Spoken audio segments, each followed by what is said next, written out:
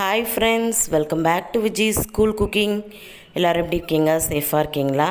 இன்றைக்கி நம்ம சேனலில் ஒரு சூப்பரான ஸ்வீட் ரெசிபி, ரொம்ப ஒரு ரிச்சான ஒரு பாயசம் ரெசிபி தான் செய்ய போகிறோம். ரொம்ப டேஸ்ட்டாக இருக்கும். ரொம்ப சிம்பிளான இன்க்ரீடியன்ட்ஸ் தான். ஓகே ஃப்ரெண்ட்ஸ், இப்போ வாங்க இந்த சூப்பரான கேரட் பாயாசம் எப்படி செய்யலான்னு பார்க்கலாம். கேரட் வச்சு ஒரு சிம்பிளான ஒரு பாயாசம் ரொம்ப டேஸ்ட்டாக இருக்கும். ரொம்ப சிம்பிளாக ஈஸியாக குயிக்காகவும் செஞ்சிடலாம். இப்போ வாங்க ஃப்ரெண்ட்ஸ், இதை எப்படி செய்யலான்னு பார்க்கலாம். கேரட் பாயாசம் செய்கிறதுக்கு முதல்ல ஸ்டவ் ஆன் பண்ணிக்கோங்க. ஒரு கடாய் ஒன்று வச்சுக்கோங்க.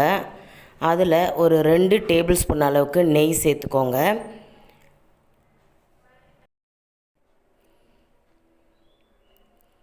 நெய் நல்லா உருகட்டும். நெய் ஆப்ஷனல் கிடையாது, கண்டிப்பாக நெய் சேர்க்கணும். அப்போ தான் நம்மளுக்கு அந்த ரிச்சான டேஸ்ட்டு கிடைக்கும். இப்போ நெய் நல்லா ஓரளவுக்கு உருகிடுச்சு. இப்போ ஒரு கைப்பிடி அளவு முந்திரி பருப்பை நான் வறுத்து எடுத்துக்க போகிறேன். முந்திரி பருப்பு தான் சேர்க்கணும் அப்படின்னு இல்லை. உங்கள்கிட்ட பாதாம் இருந்தால் கூட நல்லா பாதாமை ஊற வச்சுட்டு அதை நீட்டாக கட் பண்ணிவிட்டு அதை கூட நீங்கள் நல்லா ஃப்ரை பண்ணிவிட்டு இதில் சேர்த்துக்கலாம். நான் ஒரு கைப்பிடி முந்திரியை சேர்த்துட்டு நல்லா பொன்னிறமாற வரைக்கும் நல்லா வறுத்து எடுத்துக்க போகிறேன். இப்போ முந்திரி ஓரளவுக்கு நல்லா வறுந்துடுச்சு. இப்போ இதை ஒரு பிளேட்டில் தனியாக எடுத்து வச்சுருங்க. இப்போ அதே நெய்யில் ஒரு 3 ஸ்பூன் அளவுக்கு ஜவ்வரிசி எடுத்திருக்கேன். ஜவ்வரிசி நான் மாவு ஜவ்வரிசி எடுத்திருக்கேன். நீங்கள் நைலான் ஜவ்வரிசி இருந்தால் இன்னும் ஈஸி, அது சீக்கிரமாக வெந்துடும். எது வேணாலும் நீங்கள் எடுத்துக்கோங்க. ஜஸ்ட்டு ஒரு 3 ஸ்பூன் அளவுக்கு எடுத்தால் போதும். இப்போ அதை நல்லா அந்த நெய்யில் ஒரு 2 நிமிஷம் நல்லா வறுத்து எடுத்துருங்க. அது கூடயே 1 கப் அளவுக்கு நல்லா துருவின கேரட்டை சேர்த்துக்கலாம். கேரட்டையும் நல்லா ஒரு 2 நிமிஷம் அதில் நல்லா வறுக்கணும். கேரட் அந்த நிறம் மாறணும், ஒரு மாதிரி லைட் ஆரஞ்சு கலரில் வரும். அது வரைக்கும் நீங்கள் நல்லா ஒரு 2 நிமிஷம் தான், 2 நிமிஷம் நீங்கள் லைட்டாக வறுத்துக்கலாம். இப்போ அது நிறம் மாறினதும் ஒரு 1.5 கப் அளவுக்கு தண்ணி சேர்த்துக்கலாம். இப்போ இந்த கேரட்டும் ஜவ்வரிசியும் நல்லா வேகணும். கேரட் நல்லா வெந்தால் தான் நம்மளுக்கு அதனுடைய ஃப்ளேவர் பாயசத்தில் இறங்கும். அதனால் கேரட்டை நல்லா ஒரு 3 நிமிஷம், அப்படி இல்லைன்னா ஒரு 5 நிமிஷம். ஏன்னா ஜவ்வரிசி நான் மாவு ஜவ்வரிசி எடுத்திருக்கேன், அதனால் 5 நிமிஷம் ஆகும். மீடியம் ஃப்ளேமில் வச்சுட்டு நல்லா வேகிற வரைக்கும் நல்லா வேக வச்சு எடுத்துக்கலாம். எனக்கு சரியாக 5 நிமிஷம் ஆச்சு. ஒருவேளை நீங்கள் நைலான் ஜவ்வரிசி எடுக்கிறீங்கன்னா அது சீக்கிரமாக வெந்துடும். ஏன்னா அது குட்டி குட்டியாக இருக்கும், டக்குன்னு வெந்துடும்.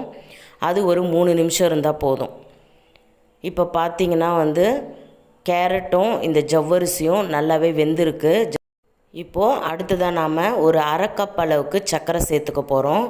சர்க்கரை நான் மீடியமான ஒரு ஸ்வீட்னஸ்க்காக 1/2 கப் சேர்த்துருக்கேன். உங்களுக்கு அதிகமாக வேணும்னா நீங்கள் 3/4 கப்பு கூட சேர்த்துக்கலாம். இது 1/2 கப் நார்மலாக நம்ம எல்லாருமே சாப்பிட்ற ஒரு ஸ்வீட்னஸ் தான். அடுத்ததாக நம்ம வறுத்து வச்சுருந்த அந்த முந்திரியை சேர்த்துக்கலாம். இப்போ இது எல்லாத்தையுமே சேர்த்துட்டு லைட்டாக ஒரு கரண்டி ஒன்று வச்சுட்டு நல்லா கலந்து கொடுத்துருங்க. கேரட் வெந்தால் மட்டுமே சர்க்கரை சேருங்க, இல்லைன்னா கேரட் வேகாது. ஒரு பிஞ்ச் அளவுக்கு சால்ட் உப்பு சேர்த்துக்கலாம். அப்போ நம்மளுக்கு ஸ்வீட்னஸ் இன்னும் கொஞ்சம் தூக்கி கொடுக்கும். அடுத்ததாக 1 ஸ்பூன் அளவுக்கு ஏலக்காய் தூள் சேர்த்துக்கோங்க. வாசனைக்காக ரொம்பவே ஒரு ஃப்ளேவர்ஃபுல்லாக இருக்கும். இப்போ எல்லாத்தையுமே நல்லா கலந்து கொடுத்துருங்க. இப்போ லாஸ்ட்டாக நாம் காய்ச்சி ஆற வச்ச பால் ஒரு 1/2 லிட்டர் எடுத்து வச்சுருக்கேன். நல்லா திக்கான பாலாக சேர்த்துக்கோங்க, தண்ணிலாம் சேர்க்காம. அதை நாம் இந்த ஜவ்வரிசி கேரட்டில் சேர்த்துக்கலாம். நல்லா திக்கான பால் சேர்த்தா உங்களுக்கு டேஸ்ட்டு ரொம்ப சூப்பராக கிடைக்கும். இப்போ பால் சேர்த்தாச்சு. நல்லா ஒரு தடவை கலந்து கொடுத்துருங்க. எப்பயுமே பாயாசத்தில் பால் சேர்த்ததுக்கப்புறம் நாம் கொதிக்க விடக்கூடாது. இது ஜஸ்ட்டு ஒரு கொதி வந்ததும் நீங்கள் ஸ்டவ் ஆஃப் பண்ணிடலாம். இப்போ லைட்டாக கொதிக்குது. இப்போ ஒரு கொதி நல்லா சலசலன்னு அப்படி கொதித்து வரும்போது நாம் ஸ்டவ் ஆஃப் பண்ணிடலாம். ரொம்ப நேரம் பால் ஊற்றிட்டு கொதிக்க வைக்கக்கூடாது. இப்போ பார்த்திங்கன்னா தெரியும். இப்போ பாருங்கள், லைட்டாக கொதிக்க ஆரம்பிச்சிருக்கு. அவ்வளோதான். லைட்டாக நம்ம ஒரு கொதி வந்ததும் நம்ம ஸ்டவ் ஆஃப் பண்ணிவிட்டு நீங்கள் சர்வ் பண்ணலாம். ரொம்ப டேஸ்ட்டாக இருக்கும். ரொம்ப சிம்பிளான மெத்தடு தான் இது. இப்போ இந்த பாயாசத்துக்கு இன்னும் கொஞ்சம் ஃப்ளேவர் கொடுக்கறதுக்காக நான் வந்து பிஸ்தா பருப்பை லைட்டாக மேலே வந்து தூவ போகிறேன். ரொம்ப டேஸ்ட்டாக இருக்கும். இதில் நிறைய நட்ஸு போட்டிங்கனாலே ரொம்ப டேஸ்ட்டாக இருக்கும். பாதாம், பிஸ்தா, முந்திரி, நீங்கள் திராட்சை வேணும்னாலும் உலர்ந்த திராட்சையை கூட நெய்யில் வறுத்துட்டு சேர்த்துக்கலாம். நான் பிஸ்தா லாஸ்ட்டாக ஃபைனலாக சும்மா கார்னிஷிங்காக சேர்த்துருக்கேன்.